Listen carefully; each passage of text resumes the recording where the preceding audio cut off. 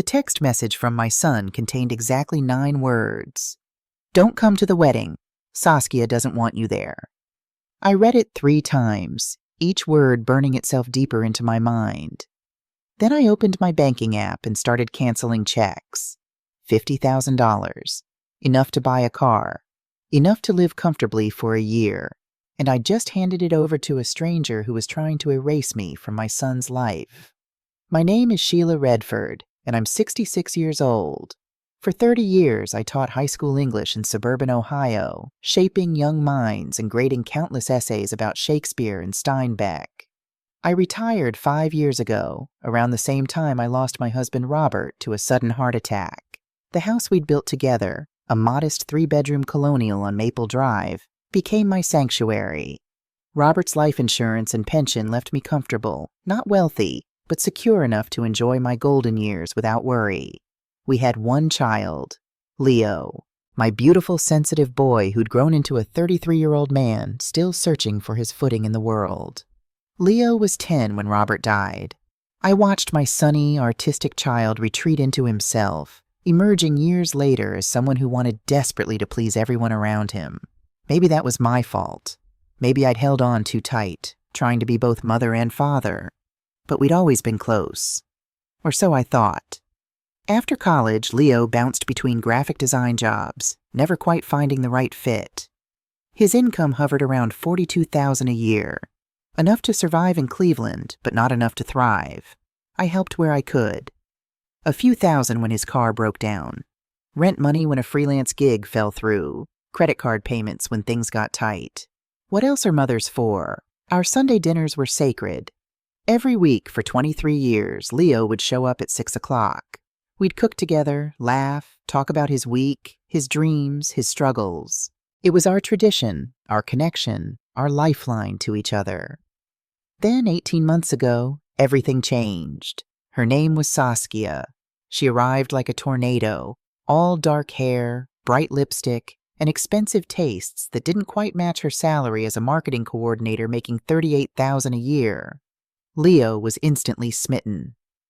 "Mom, she's different," he gushed during one of our Sunday dinners, the first time he brought her. "She believes in me. She sees my potential." I wanted to be happy for him. I truly did. But something felt off from the very beginning, like a note played slightly out of tune.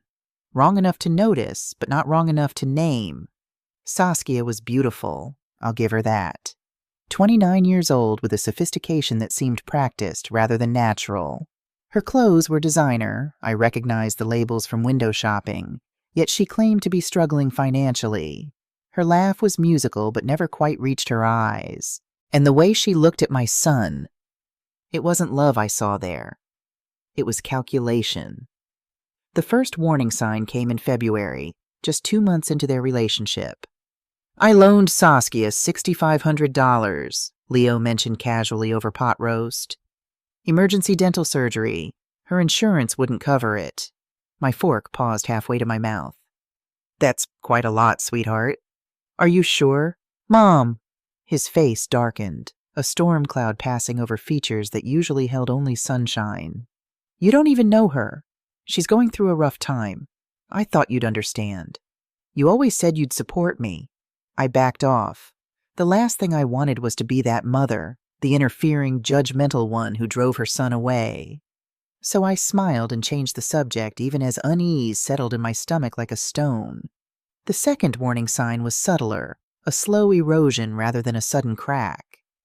Our Sunday dinners became bi-weekly, then monthly, then, "I'm so sorry, Mom, but we're busy this weekend." When they did come over, Saskia dominated every conversation. If I tried to share a childhood memory of Leo, his first day of school, the time he built that elaborate tree house, his obsession with dinosaurs at age 7, her hand would land possessively on his arm. "Leo's focused on his future now, not the past," she'd say with a smile that never reached those calculating eyes. I noticed other things, too. How she'd answer his phone when I called.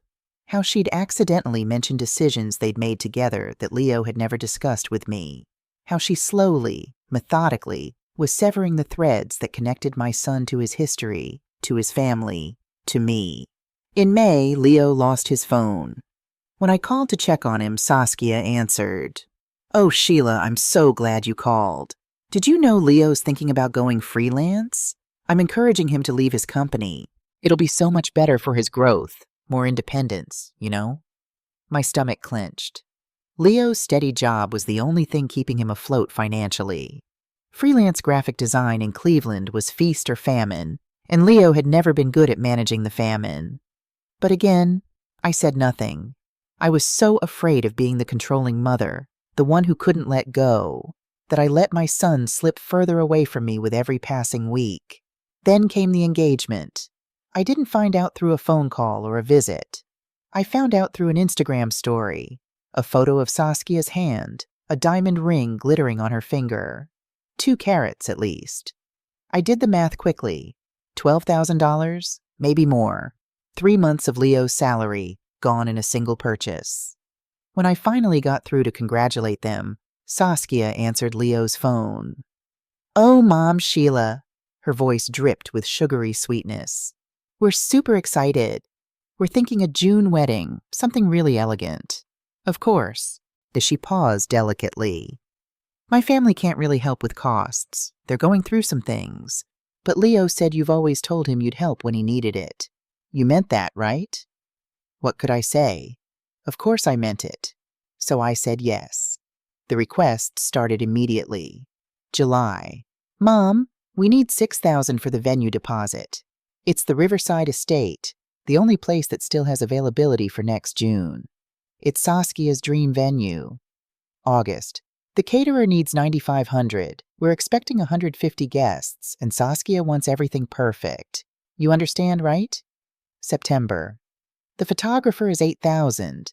But Mom, he's the best in Cleveland. This is once in a lifetime." October. "Saskia found the perfect dress. With alterations, it's $5,500. But you should see her in it, Mom. She looks like a princess." November. "The flowers and decor are $7,000. Saskia has this romantic garden theme planned. It's going to be beautiful." December. "We need $11,000 for the band and the honeymoon. Saskia found this amazing jazz ensemble, and we're doing 10 days in Hawaii. Isn't that exciting?" Every single time it was Leo who called. Never Saskia. His voice would be tight with stress, apologetic but insistent. "I know it's a lot, Mom, but Saskia's family really can't help, and this is our special day. You've always said you'd be there for me. You meant that, right?" And every single time I wrote the check. Because that's what mothers do. We sacrifice. We give. We love unconditionally. Even when a voice in the back of our minds whispers that something is wrong, we silence it with love. By April, I'd transferred $47,000. My savings account, which had held a comfortable $133,000, now showed $86,000. I told myself it was worth it. This was my son's happiness. This was his future. What's money compared to that? But here's what gnawed at me. I'd never received a formal wedding invitation. I'd never been invited to dress shopping or venue visits. I'd never met the caterer or seen the flowers Saskia had chosen. Every time I asked, there was an excuse. "The wedding planner has everything. We'll show you when it's all coming together. We want it to be a surprise." I should have pushed. I should have demanded to see contracts, receipts, proof that my money was going where Leo said it was. But I was so desperate to maintain our relationship, so terrified of being the difficult mother-in-law before I even became one, that I stayed silent. And then, 2 months before the wedding, the bomb dropped. It was a Wednesday afternoon. I was in my garden, tending to the roses Robert had planted years ago, when my phone rang. Saskia's name flashed on the screen. "Hello, sweetheart," I answered, trying to inject warmth into my voice. "Sheila," her voice was ice. No greeting, no pleasantries. "We need to talk about the wedding." Something in her tone made my hands go cold. "Of course, I'm going to be direct. Leo and I have discussed this extensively, and we both feel it's best if you don't attend the ceremony." The words didn't make sense at first. They were sounds without meaning, syllables that my brain couldn't quite process into coherence. What? Your negative energy has been affecting our relationship from the beginning, Sheila. The constant judgment, the interference. Leo and I need to start our life together without that kind of toxicity. We've decided it's better this way. I haven't interfered. I've only supported. This is our decision. Her voice was final, a door slamming shut. Leo agrees. It's what's best for us. We'll send you photos. She hung up. I stood there in my garden, phone in my trembling hand, dirt under my fingernails, the scent of roses suddenly cloying and sickening. 30 minutes later, my phone buzzed with a text message from Leo. Mom, I'm sorry, but Saskia's right. Don't come to the wedding. She doesn't want you there. It's better this way. I didn't cry. Tears would come later, in the dark hours of the night when the full weight of betrayal would crash over me. But in that moment, standing in my garden, I felt something else entirely. Clarity. Cold, crystalline clarity that cut through 18 months of doubt and confusion. I walked inside, washed the dirt from my hands, and sat down at my kitchen table. Then I opened my laptop and created a new spreadsheet. Every payment, every date, every excuse Leo had given me. The pattern was sickeningly clear. The Riverside Estates website listed Saturday rates starting at $2,800, not $6,000. Crystal Moments Photography offered packages from $2,500 to $4,200, not $8,000. Elegance Catering charged $40 per person for premium service. For 150 guests, that should have been $6,500 maximum, including service charges. Not $9,500. I kept digging. By the time the sun set, I had a complete picture. A beautiful wedding in Cleveland could be done for $25,000, maybe $30,000 if you wanted luxury. So where had the other $17,000 to $22,000 gone? I sat in my quiet house and thought about Robert. He would have known what to do. He would have seen through Saskia from the beginning. Trust your gut, Maggie, he used to say. It's rarely wrong. My gut had been screaming for months. I'd just been too afraid to listen. Not anymore. I picked up my phone and called my bank. Yes, I need to report fraudulent use of my funds and request immediate stop payment on several checks. The representative was professional, but cautious. Mrs. Redford, you say these checks were written under duress? I chose my words carefully. I was told the money was for specific wedding expenses. I've now been uninvited from the wedding and denied any access to planning or receipts. I have reason to believe the funds weren't used as stated. I see. Unfortunately, many of your checks have already cleared. We can place stops on the 3 most recent ones, totaling approximately $14,000. But the rest? She paused delicately. The rest has already been withdrawn. $33,000. Gone. But $14,000 would send a message. After I hung up, I did what I should have done months ago. I opened Google and searched. Family lawyer Cleveland elder financial abuse. The term made me pause. Elder abuse. Was that what this was? I was only 66, hardly elderly. But as I read the definition, financial exploitation by family members, often involving manipulation of gifts or loans from older relatives, my hands began to shake. That's exactly what this was. I found a lawyer named Patricia Brennan who specialized in these cases. I requested a consultation for Monday morning. Then I drafted an email to Leo. No emotion, no accusations, just business. Dear Leo, for tax purposes, I need receipts for all wedding expenses I contributed to. Please send itemized invoices from the venue, caterer, photographer, florist, and travel agent by Friday. Thank you. I hit send. Then I turned off my phone and poured myself a glass of wine. For the first time in months, I felt like I was acting instead of reacting, like I had some small measure of control back. The storm was coming. I could feel it building, pressure mounting in the atmosphere around me. But Sheila Redford was ready. My phone started ringing at 9 o'clock that evening. I stared at Leo's name flashing on the screen. Once, twice, 3 times. I let every call go to voicemail. Then the text messages started flooding in. Mom, there's a problem with the checks. The florist says your payment bounced. The honeymoon deposit was declined. Call me back right now. I poured another glass of wine and turned my phone face down on the counter. The buzzing continued, insistent, desperate, angry. Around 10:30, Saskia's name appeared. I made myself read her message. Sheila, I don't know what game you're playing, but it stops now. Leo is devastated. You're destroying your relationship with your son over money. How pathetic. Call us immediately and fix this. The venom was unmistakable. No more sugary sweetness, no more fake concern, just pure, undiluted rage. Good. Angry people make mistakes. I went to bed and slept better than I had in months. Monday morning arrived gray and cold, matching my mood perfectly. I dressed in my navy suit, the one I used to wear for parent-teacher conferences when I needed to project authority, and drove downtown to Patricia Brennan's office. The building was modest, professional without being ostentatious. I appreciated that. I'd had enough of expensive facades.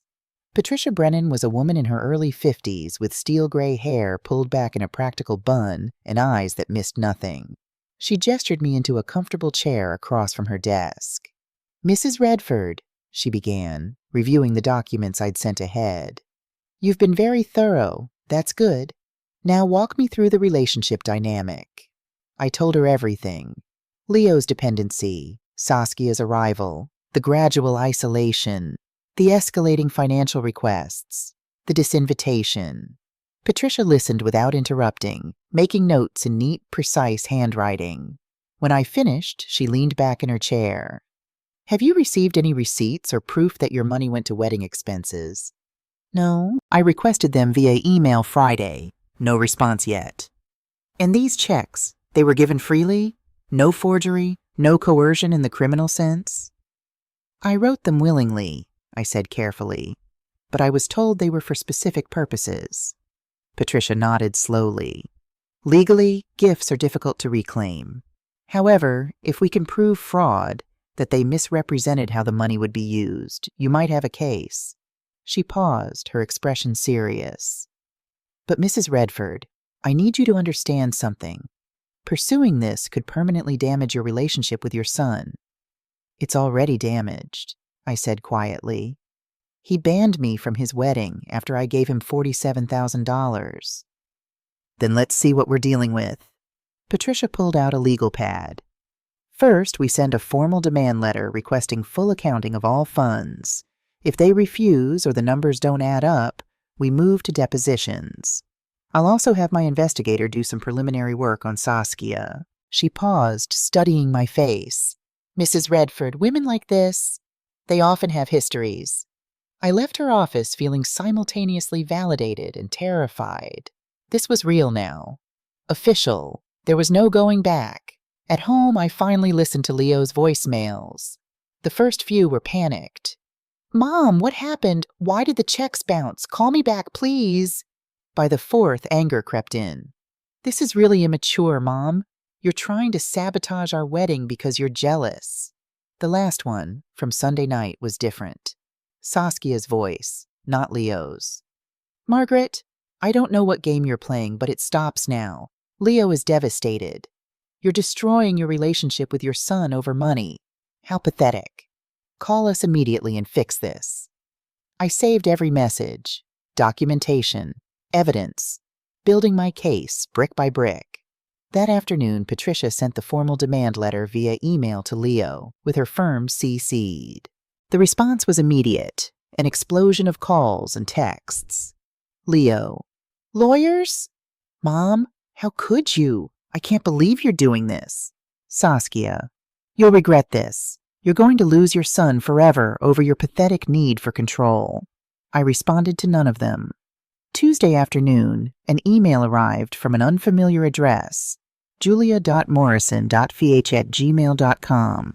Subject line, about Saskia. My cursor hovered over the delete button. Spam? A trick? But something made me open it. Ms. Redford, my name is Julia Morrison. I don't know you, but I saw your name on a legal document request that crossed my desk at work. I'm a paralegal at Harrison & Klein. 4 years ago, I was engaged to someone named Saskia Brennan. Same person as your son's fiancée. I checked her photo on Leo's Facebook. She did to my father exactly what she's doing to you. Took $35,000 for a wedding. Called it off 3 weeks before the date. Disappeared with the money. My dad was too ashamed to pursue it legally, but I think someone should stop her. If you want to talk, call me. Phone number, Julia M. My heart hammered against my ribs. I read it 3 times, then immediately called Patricia. This could be it, Patricia said, excitement evident in her usually controlled voice. If we can establish a pattern of behavior, fraud becomes much easier to prove. Contact her, get details, but be careful. We need everything documented. I called Julia that evening. She was 31, soft-spoken, but with an undercurrent of anger that hadn't faded with time. She's a professional con artist, Julia said flatly. She targets older men or men with parents who have money.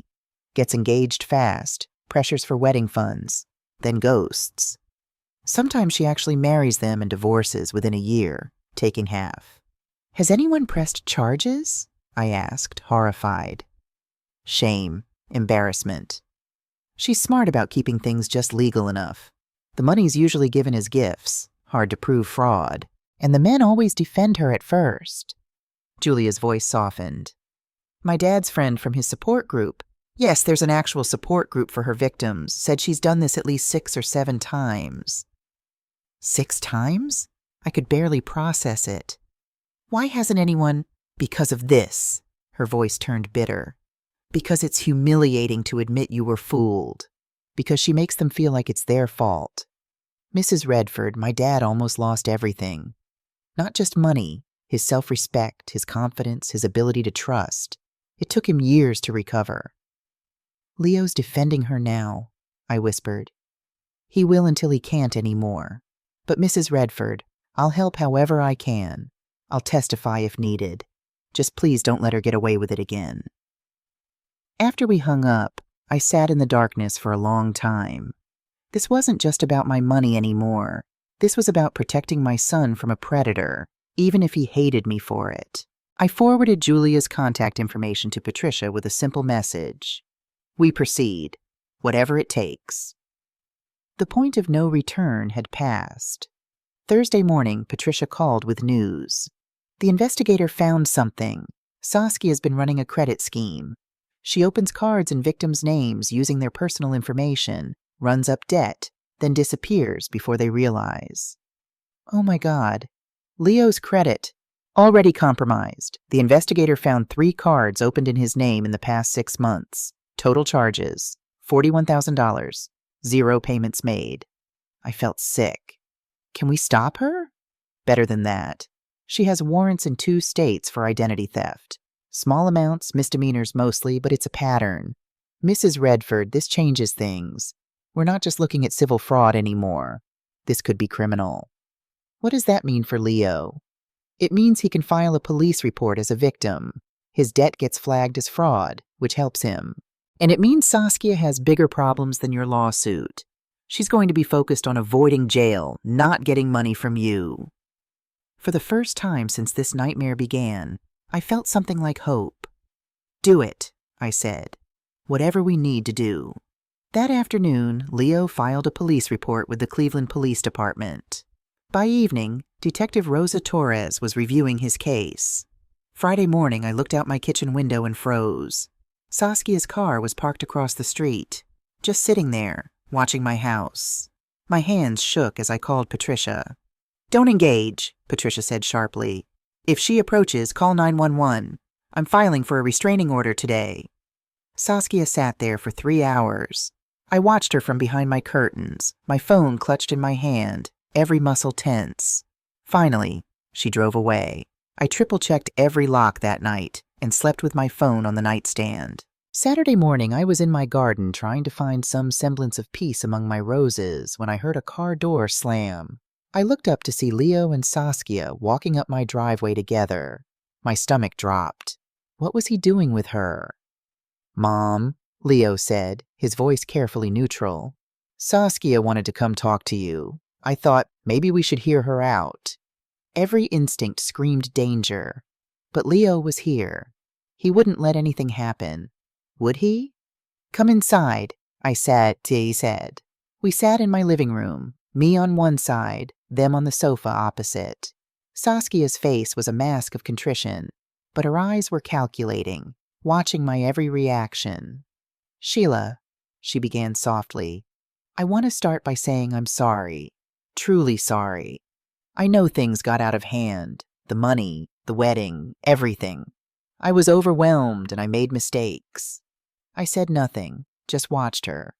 I know you're working with lawyers, she continued. I know Leo filed that police report, and I understand why. I do. She leaned forward earnestly. But I'm asking you, as someone who loves your son, to reconsider.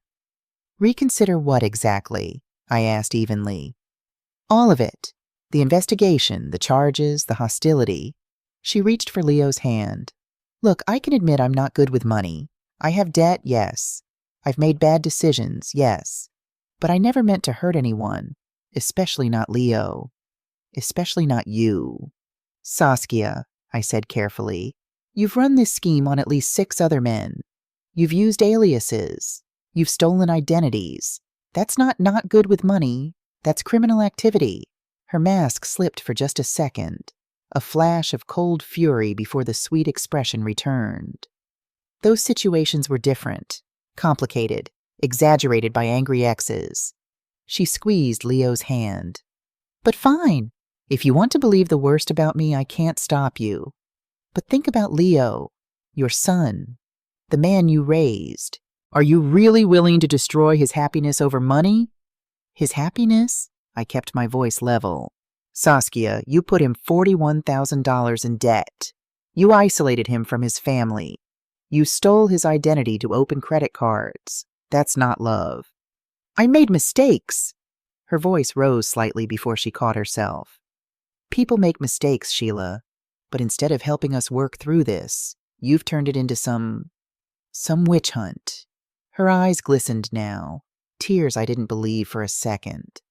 I know I don't come from money like you do. I know I've struggled, but I was trying to give Leo a beautiful wedding, a beautiful life.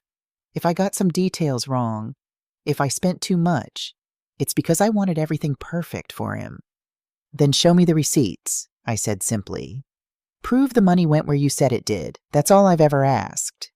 Silence. Saskia's jaw tightened. I told you some vendors won't cooperate because of this legal mess you created. That's not an answer.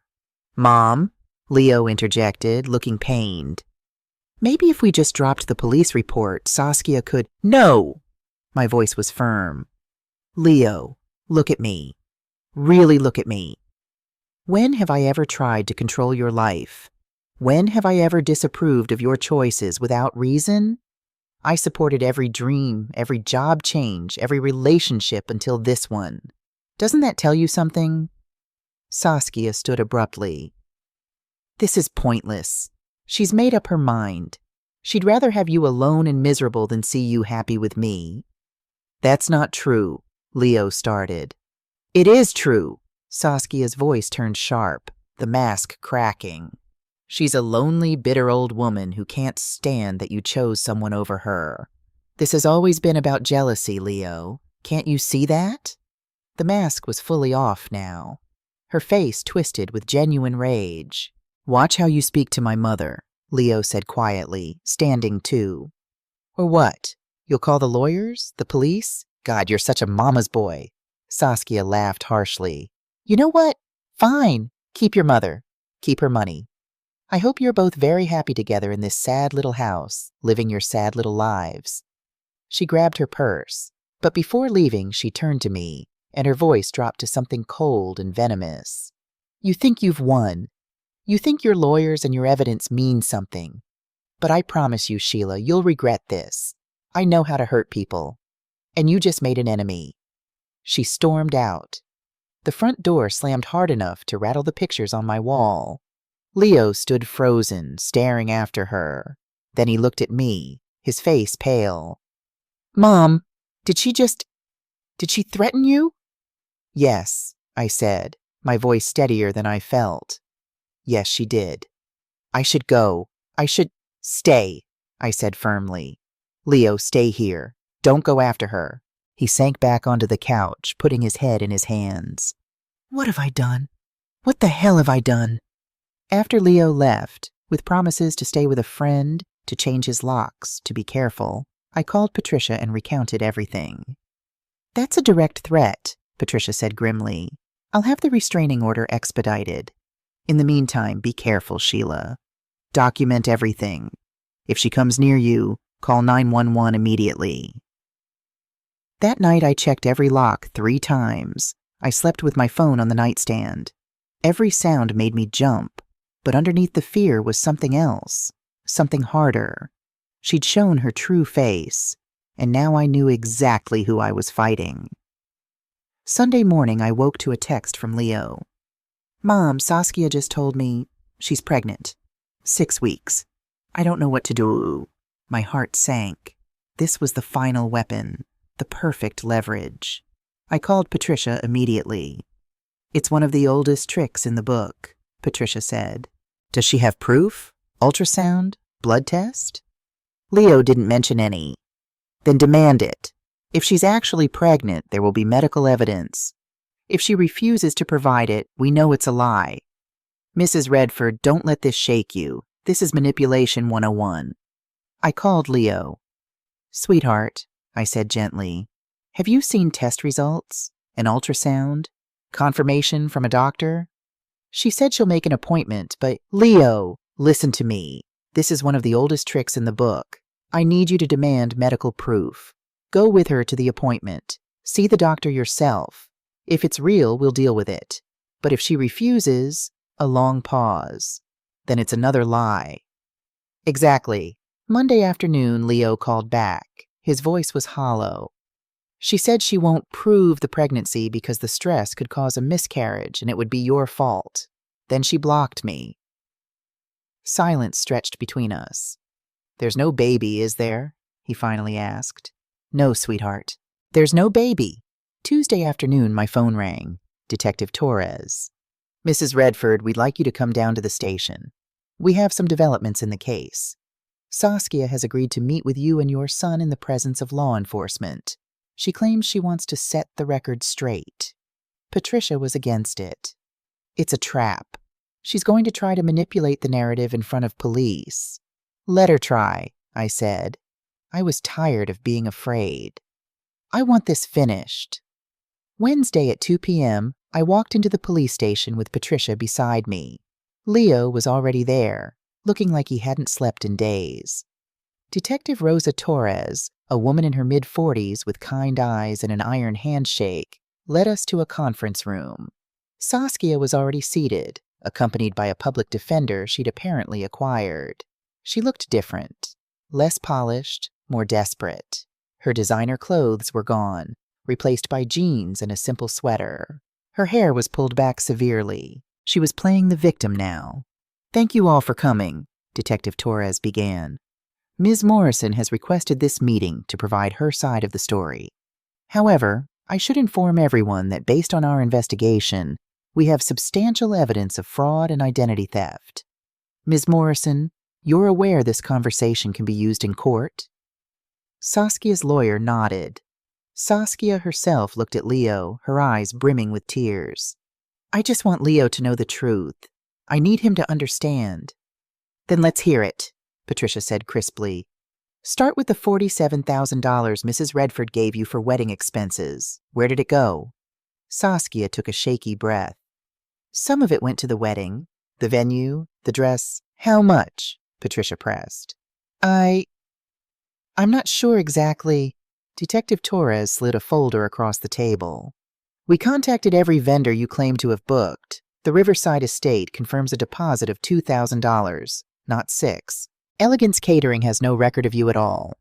Crystal Moments Photography confirms an initial consultation but no contract. The florist—" "Okay," Saskia's voice cracked. "Okay, fine. I didn't spend all of it on the wedding. I had debts. I had bills. I needed the money." "So you lied," I said quietly. "You looked my son in the eye and you lied."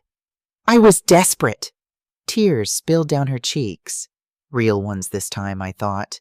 Not from remorse, but from being caught. You don't know what it's like, living paycheck to paycheck, always drowning. Leo's mom had money and I thought she wouldn't miss it. Wouldn't miss $47,000, Leo said, his voice hollow. I was going to pay it back. Eventually, after we were married, when things stabilized. After you had legal claim to half his assets in a divorce, Patricia interjected. Like you did with James Brennan. Saskia's face flushed. That was different. Was it? Detective Torres opened another file. Ms. Morrison, we've been in contact with authorities in Arizona and Nevada. Your pattern is clear. You target men, usually with family money, extract funds under false pretenses, then move on. You've been doing this for at least 7 years. Those men were vindictive liars. We have testimony from 6 different victims, the detective continued calmly. Bank records, credit card statements. In Mr. Redford's case alone, you opened 3 credit cards in his name using information you had access to, charged $41,000 and made no payments. Leo's face went white. $41,000? Saskia turned to him desperately. Baby, please, you have to believe me. I was going to pay it back. I love you. Everything got out of control, but I was going to fix it. Your mom ruined everything by going to lawyers. Ruined what? I asked, my voice ice. Leo would be $90,000 in debt. I'd be broke, and you'd be gone. That was the plan, wasn't it? You don't understand. Saskia's voice rose. None of you understand. I had a hard life. I didn't have parents who could pay for everything. I had to survive by stealing, Leo said, his voice breaking. By destroying people. I never destroyed anyone. They all moved on. They all survived. Except for Marcus Sullivan, Detective Torres said quietly, sliding a newspaper clipping across the table. Your ex-husband in Nevada. 18 months after your divorce, after you drained his savings and ruined his credit, he attempted suicide. He survived, but he lost his business, his home, his reputation. The room went silent. Saskia stared at the article, her face draining of color. You told me he abused you, Leo whispered. You said he hurt you. He did, Saskia said weakly. He called me names when he found out about the money. That's not abuse, Saskia, Patricia said coldly. That's a man discovering he'd been robbed.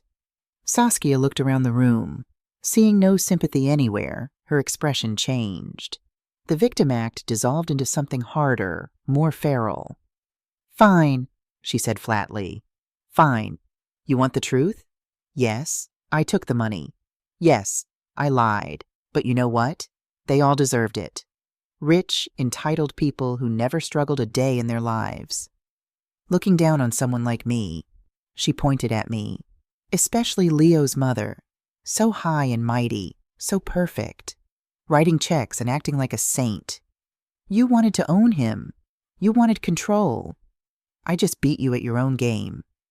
My game, I said softly, was loving my son. Your game was making him dependent on you, Saskia shot back. He was 35 and still calling Mommy for money. I tried to make him independent. I tried to give him a life. You tried to rob him, Leo said, standing. His voice was steady now, cold. And you almost succeeded. But you made one mistake. What's that? You went after my mother, and she was strong enough to fight back. Saskia's face twisted with rage. You'll regret this. All of you. You'll what?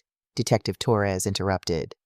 Ms. Morrison, you're currently facing charges of identity theft, credit card fraud, and wire fraud across multiple states. You need to focus on your own situation. The fight drained out of Saskia. She slumped in her chair, suddenly looking older, harder. Her lawyer leaned in, whispered something. She nodded mutely. My client would like to discuss a plea agreement, he said. Patricia looked at me. I looked at Leo. He gave a small nod. Talk to the DA, Patricia said. Full restitution to all victims, including Mrs. Redford and her son. Guilty plea. And Saskia never contacts this family again. Saskia didn't even look up. We walked out of the police station into afternoon sunshine. Leo stopped on the steps, breathing deeply. It's over. It's actually over. Not quite, Patricia said. There's still paperwork, court dates, restitution negotiations, but the worst is past. Leo turned to me, tears in his eyes. Mom, I'm so sorry. For everything. For bringing her into our lives. For the things I said. I pulled him into a hug. Shh. You're my son. We're going to be okay. We stood there for a long moment, holding each other in the sunlight. For the first time in months, I felt like we might actually heal. But I should have known better. Saskia wasn't finished yet. The resolution came faster than I expected. Saskia's public defender convinced her that fighting was pointless, given the mountain of evidence stacked against her. 3 weeks after that meeting at the police station, we stood in a courtroom as she pleaded guilty to multiple counts of fraud and identity theft. Judge Carol Henderson was a stern woman in her early 60s with silver hair and an expression that suggested she'd seen every con and heard every excuse. She listened as the district attorney outlined Saskia's 7-year pattern of financial predation. 5 victims testified briefly, their stories painting a devastating picture. Marcus Morrison, Julia's father, was first. A man in his mid-60s with tired eyes and shoulders that seemed to carry the weight of shame. I lost $35,000, he said, his voice steady but soft. But the money wasn't the worst part. It was the shame, feeling foolish. I couldn't look my daughter in the eye for months. I started drinking more, nearly lost my job. He paused, looking directly at Saskia. This woman doesn't just take money, she takes dignity. James Brennan was next, early 40s, successful looking but with an edge of wariness that hadn't been there before, I suspected. I married her. 9 months. By month 6, our joint account was empty. My credit was destroyed. She filed for divorce and vanished with $48,000. It took me 3 years to recover financially. I still can't fully trust people. David Hartley, the Arizona victim, spoke third. She said we'd start a business together. I invested $28,000. There was no business, just empty promises and a disconnected phone number. When it was Leo's turn, he read a statement with a steady voice that broke only once. I loved her. I believed everything she told me. She made me feel special, necessary, important. And then she destroyed me financially. She almost cost me my relationship with my mother, the one person who's always been there for me.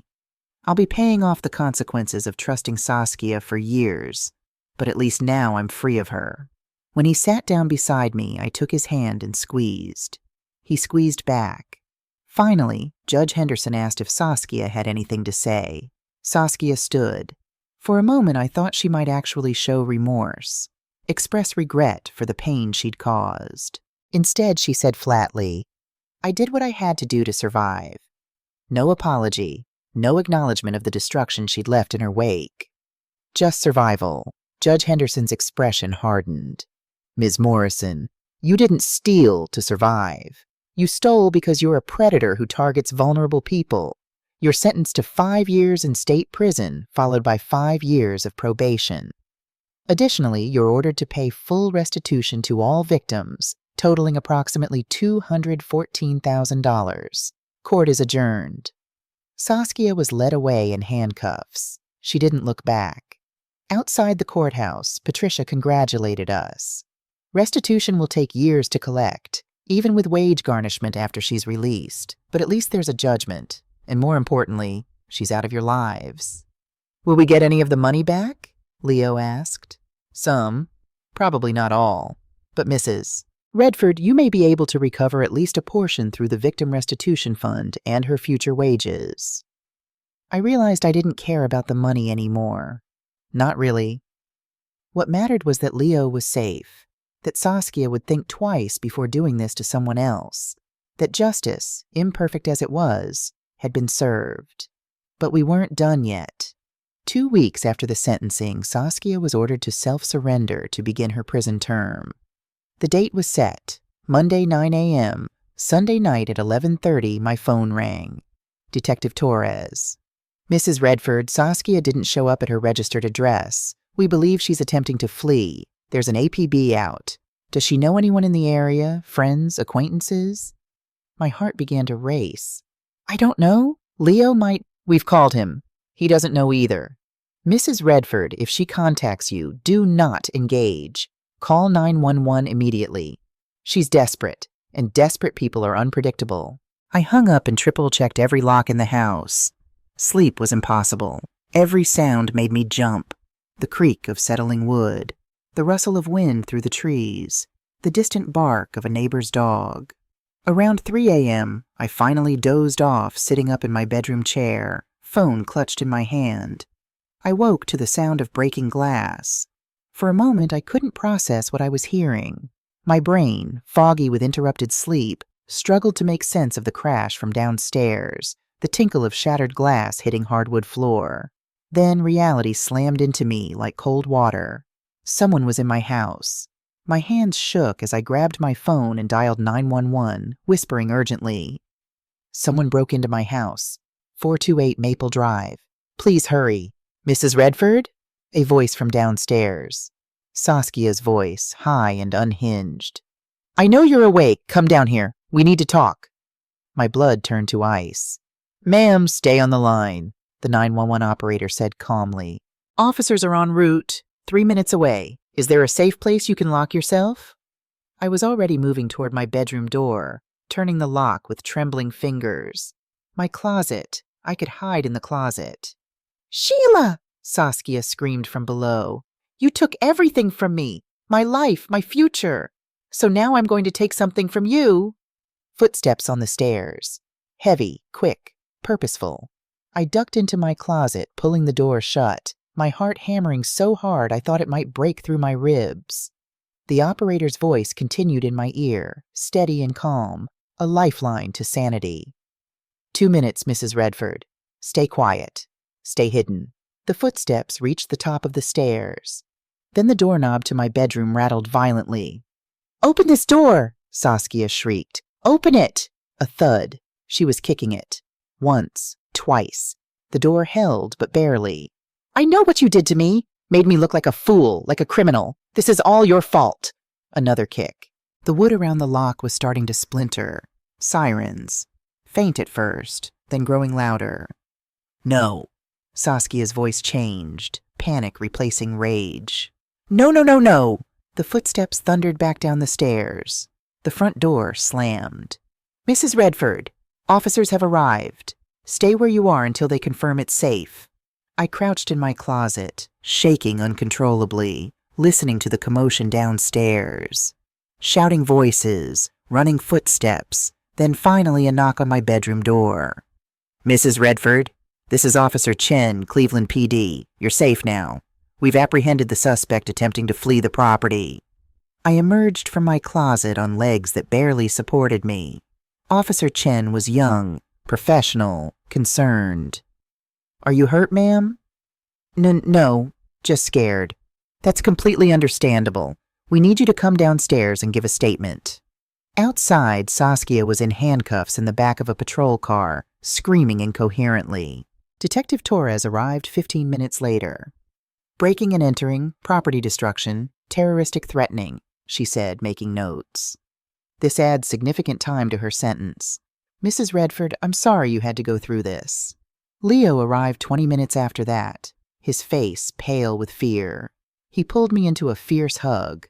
Mom, I'm so sorry. I'm so sorry I brought her into our lives. Shh, it's over. It's really over now. And this time, I believed it.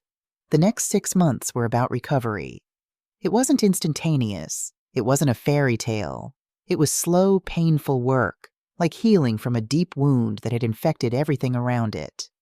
Leo moved into a small apartment downtown, determined to stand on his own feet. We drew up a formal loan agreement at Patricia's insistence, with a payment plan, interest rates, everything in writing. I need to prove to myself I can do this, Leo explained during one of our resumed Sunday dinners. I need to be an actual adult, not a kid relying on Mom. I was proud of him. He found a better job at a design firm, impressing them with his portfolio. He started seeing a therapist who specialized in trauma recovery.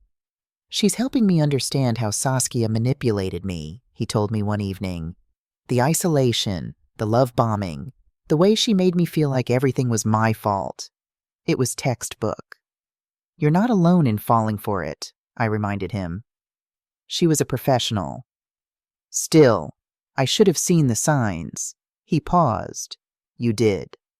"I had distance and life experience, and I'd recently lost your father. I knew what real love looked like. What Saskia offered wasn't it." 3 months after the sentencing, I received a check from the State Victim Restitution Fund. $11,000, the first of what would be many small payments.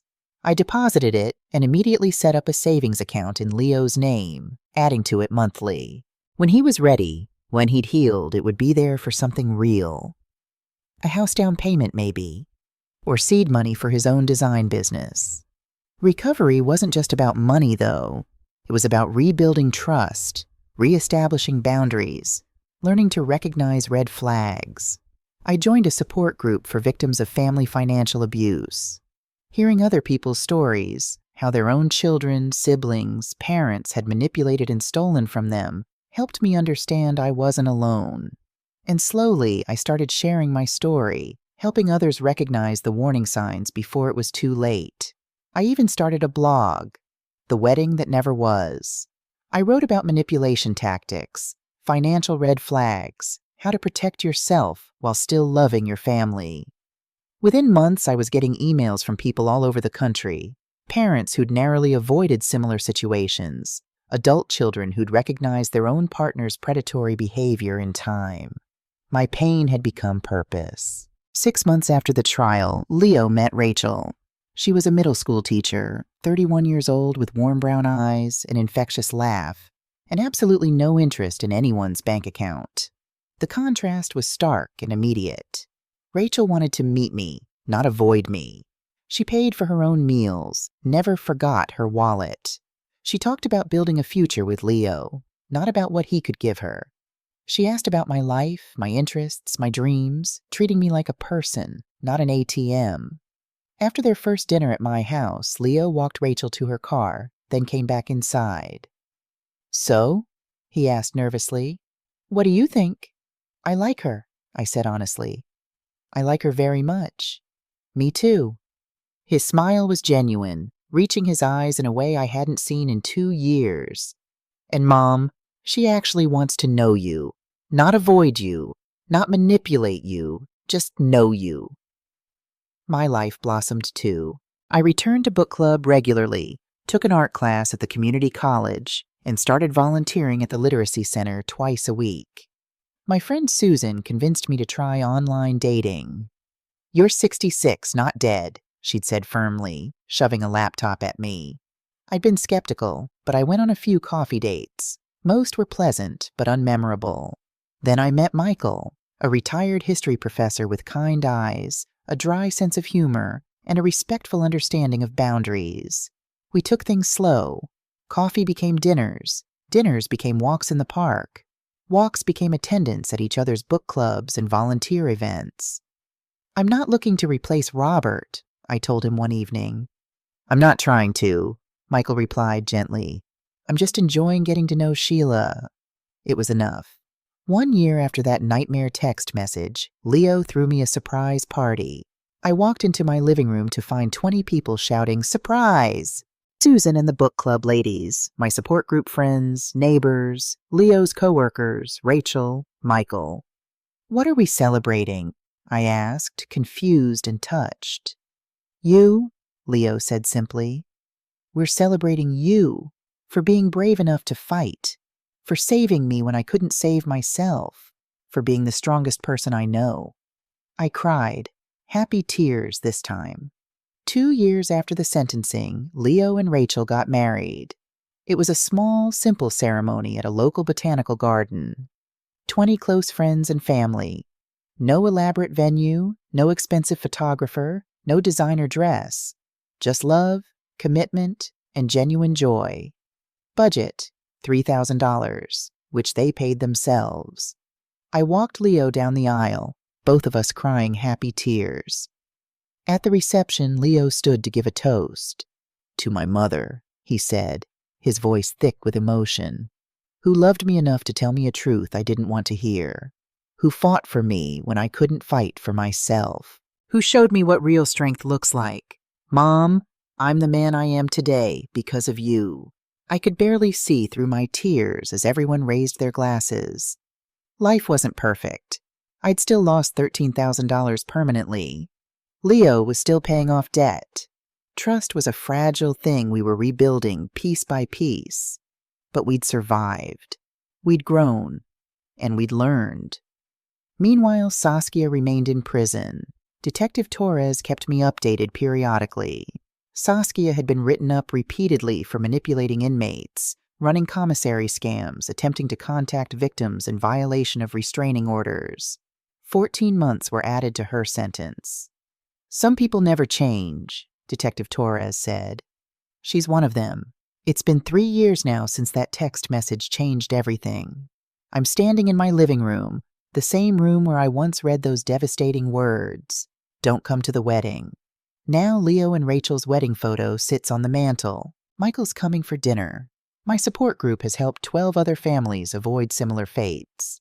My blog reaches thousands of people every month. Life isn't perfect. The scar tissue is still there, in my bank account, in Leo's credit report, in the wariness we both carry into new relationships. But we're here. We're whole. We're happy. I walk to Robert's photo on the bookshelf and trace the frame gently. "We did okay with him," I whisper. "He stumbled, but he got back up, just like you taught him." Outside my window, stars emerge in the darkening sky. Somewhere Saskia sits in a cell, bitter and unchanged, blaming everyone but herself. But here, in this house, there's peace. Hard-won, battle-scarred peace. And that's victory enough. So that's my story. What did I learn? That love without boundaries isn't love, it's enablement. That standing up for what's right is terrifying but necessary. That trusting your instincts can save your life or your child's life. If you're facing something similar, please don't ignore the warning signs. Financial manipulation. Isolation from family. Excessive control. These aren't love, they're abuse. Speak up, get help, fight back, even when it's hard, especially when it's hard. To those who've survived similar situations, you're not alone. Your strength matters. Your story matters. And remember, you deserve relationships built on respect, not exploitation. Your money is yours to give freely, not to have extracted through lies. Trust your gut. It's rarely wrong. Set boundaries. They're not cruel, they're necessary. And never apologize for protecting the people you love, even when the person you're protecting them from is someone they love.